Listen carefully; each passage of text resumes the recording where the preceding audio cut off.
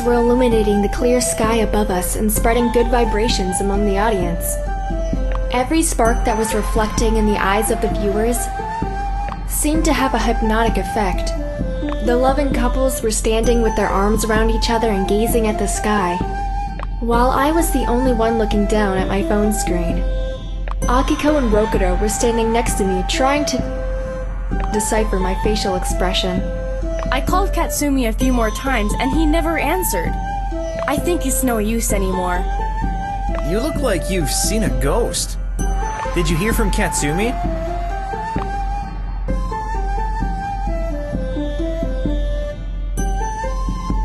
I've had enough of him for today. I'm exhausted. I didn't expect you to come to terms with this whole situation with Katsumi so soon. Do I have a choice? Look, guys, we can stay here all night, but we won't find anything. She's right. It's late and we're all tired. I should walk you home. I'll give Katsumi some space. Alright, let's do that. I'll let you know if I hear from Katsumi. You call me too in the morning and let me know if you got something. Yeah, we'll talk in the morning to see who Katsumi called first.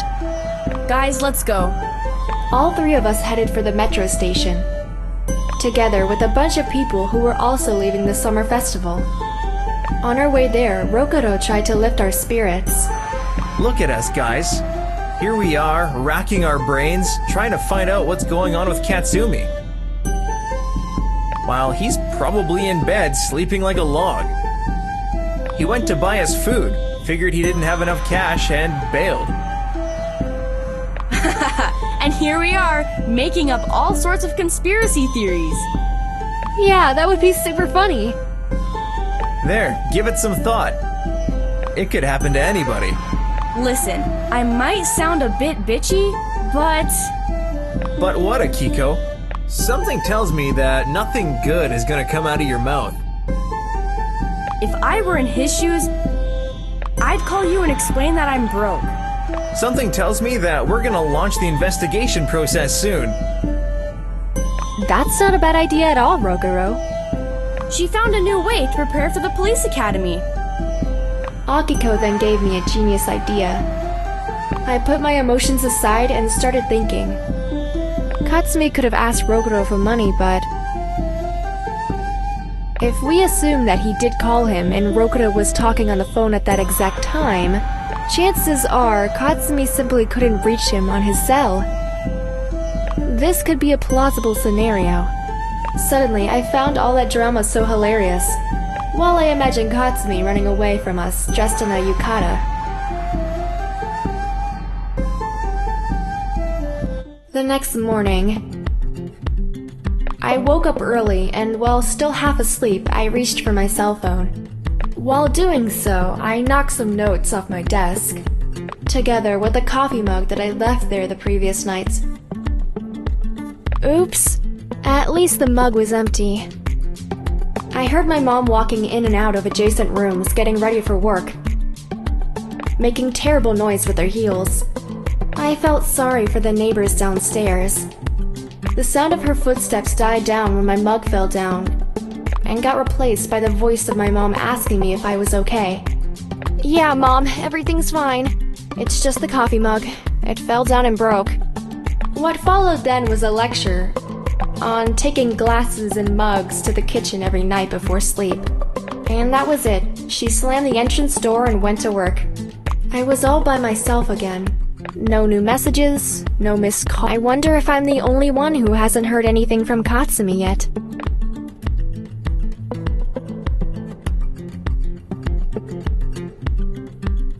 I'll ask Akiko if Katsumi called her back, since she tried reaching him several times last night. I hope she heard from him.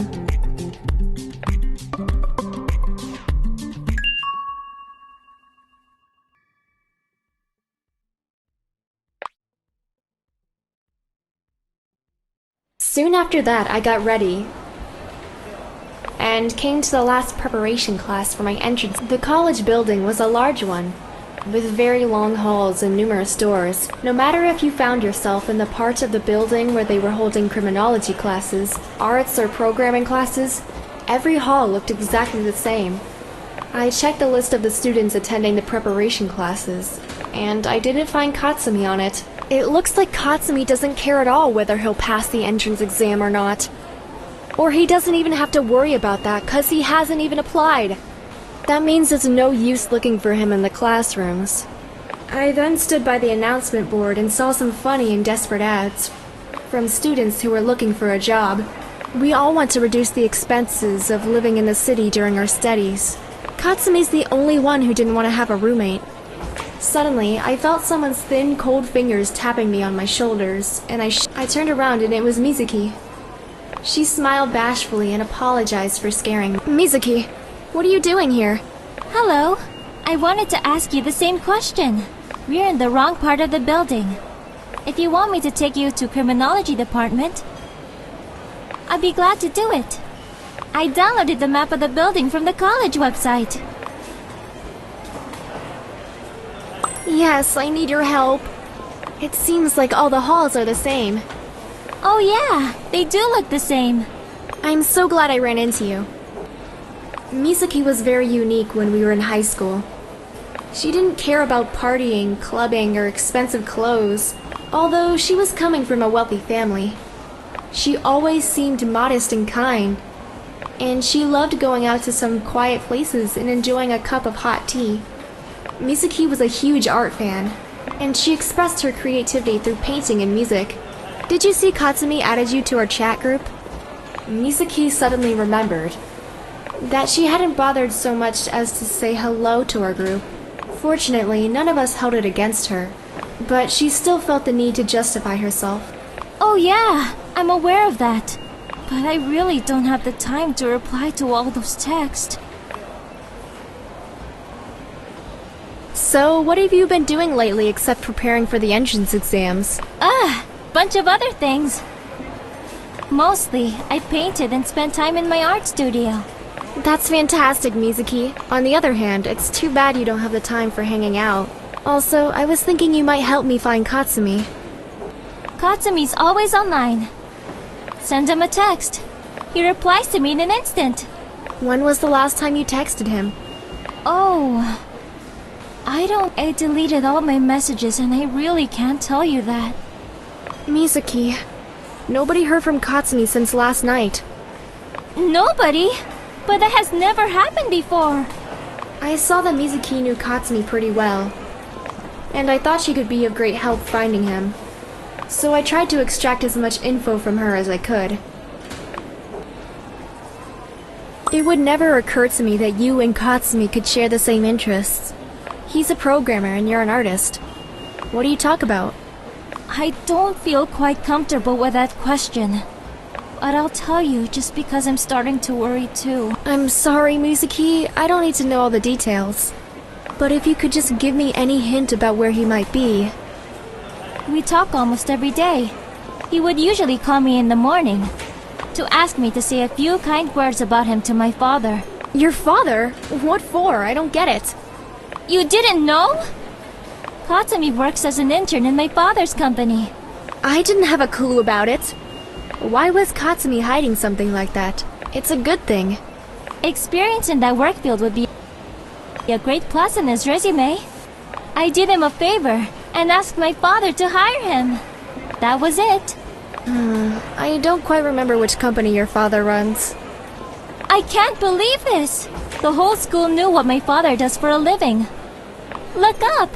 Mizuki pointed at a high building across the street with a flashing billboard sign of Chatlinks. Mizuki's father was the owner of Chatlinks. Mizuki, is this some sort of practical joke or what? Admit it. Katsumi and you have a deal to mess with me, am I right? I swear, none of what you said is true. I'm not capable of playing with other people's feelings like that. I thought you knew me better. I thought I knew Katsumi too. Anyway, I suppose Katsumi didn't report for work today. He didn't. That's exactly why I went to Chatlinks a few minutes ago. I had to talk to my father. Katsumi's gonna lose his job if he doesn't report for work within the next 3 days. Mizuki, what do you propose? How can we find Katsumi's current location? I know a way, but I'm afraid it's not quite legal. Chatlinks offers a lot of options, but my father would hardly agree to any of those without a police warrant. We can't ask him to do that, because we'd violate the rights of our users. Yeah, welcome to the 21st century. Stupid rights! If I black out in the middle of the street wearing a short skirt, no one's gonna offer me a helping hand, cause that may characterize as sexual harassment. It gets even worse. A compliment paid to a girl can be perceived the same way. Mizuki, what do we do? Should we break some rules? I don't think we should do that. We have to stick to established rules and norms of conduct. If somebody doesn't want to be found, then I guess we shouldn't try to find him. Mizuki, I'm not gonna drag you into all of this. I know how hard it is for you to abandon your true values. I'm already dragged into this. I don't have to be a part of that game of yours, but I can help you begin with it. How? Mizuki opened her small backpack and took out a bunch of keys and key tags. She handed them to me reluctantly because she felt like she was betraying Katsumi. I knew the keys were Katsumi's because one of the tags was the one I had bought for him for his previous birthday. The tag had the logo of his favorite game, Shadow Time. Here. These are Kasumi's keys. He forgot them the last time he showed up at work. Take them and return them to him. I will, Mizuki. I know you will. I also know that the temptation's huge, and that you should think really hard before you decide to do something that may put your relationship with Katsumi at risk. Mizuki had strong beliefs about what was right and what wasn't. She would never break into somebody's apartment, but she secretly hoped that some of us would be brave enough to do it. Frankly, I didn't feel good about it either. However, the desire to discover the truth and find a missing friend was much stronger. Mizuki, thank you very much for everything you've told me. It really means a lot to me. You're welcome. See you at college then. Yeah, definitely. Oh, I almost forgot. There's a real craze going on at the college with emblem clothes. The students are buying emblem clothes of the department they're applying to. Hurry up to get something for yourself, 'cause it'll all be gone soon. Awesome! I didn't know that. I'll definitely check that out. That goes without saying. You don't want to be the only girl in this year's class who doesn't have clothes with emblems of the police academy. No way, I like my vocation. I said goodbye to Mizuki and called Akiko right away. The fact that you're calling me instead of texting me only tells me that you have some fresh info. That's right, Akiko. You're not gonna believe what I just found out. Quit whatever you're doing and meet me in front of Chatlink's headquarters. Wow, you're making a big entrance, aren't you? I'm coming right away. Call Rokudo, I want him to be there too. We have the first clue. Deal. I wouldn't miss it for anything in the world. See you soon then! I was playing with that bunch of keys in my hands while thinking about the thing I discussed with Mizuki. Just a few moments before, privacy. We started protecting ourselves so much that we destroyed every chance for someone to even offer us a helping hand. We're so detached and reserved that not even our best friend knows us anymore. The next 48 hours were crucial for Kasumi's life. Luckily, I never regretted the decision I'd made.